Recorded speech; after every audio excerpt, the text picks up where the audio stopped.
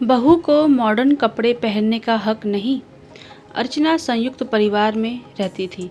अर्चना की शादी मध्य प्रदेश के छोटे जिले में हुई थी, जहां बहुओं पर पहनने ओढ़ने को लेकर बहुत सी पाबंदियां थीं।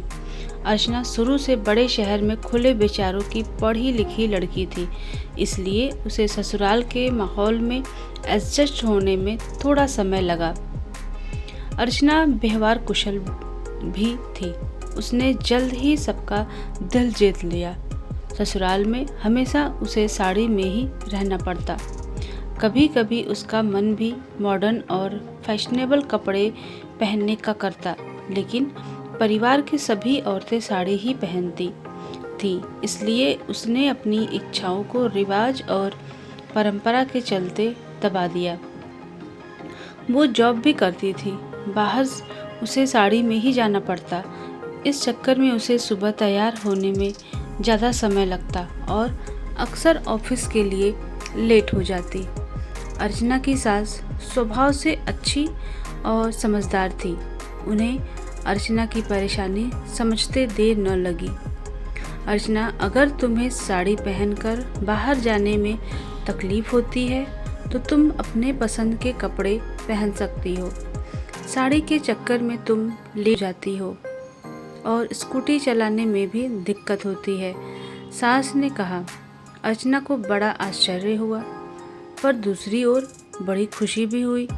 सास की रजामंदी मिलने पर वह कभी जींस पहनती, कभी सूट, तो कभी स्लीवलेस कुर्ती या टॉप। स्कूटी भी अब वो ठीक से चला पाती।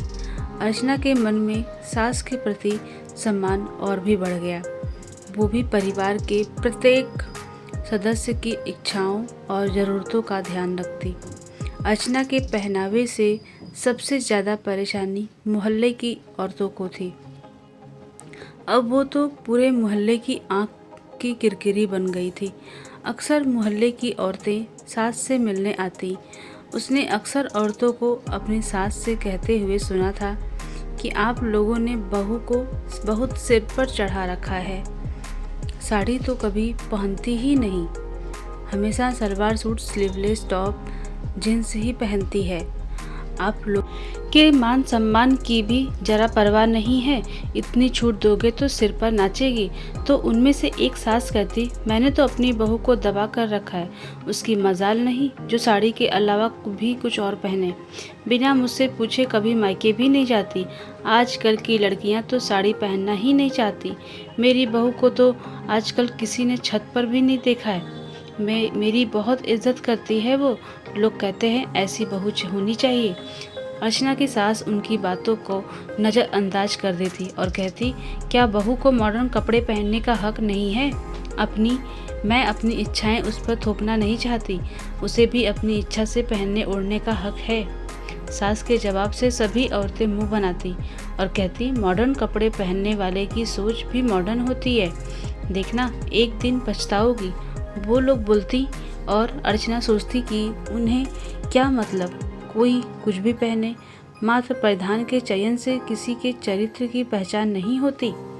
एक दिन अचानक अर्चना की सास बाथरूम में फिसल गई। सिर और पैर में गहरी चोटें आई थी।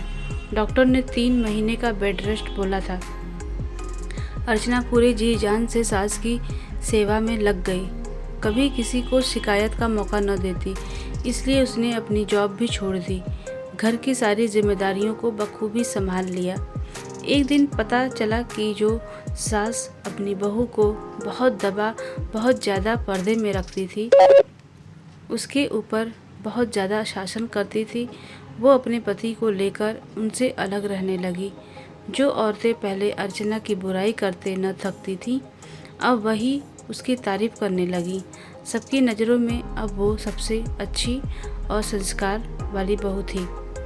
दोस्तों, इस कहानी के माध्यम से मैं यही बताना चाहती हूँ कि कपड़े पहनने के ढंग से हम किसी के चरित्र को नहीं आंक सकते।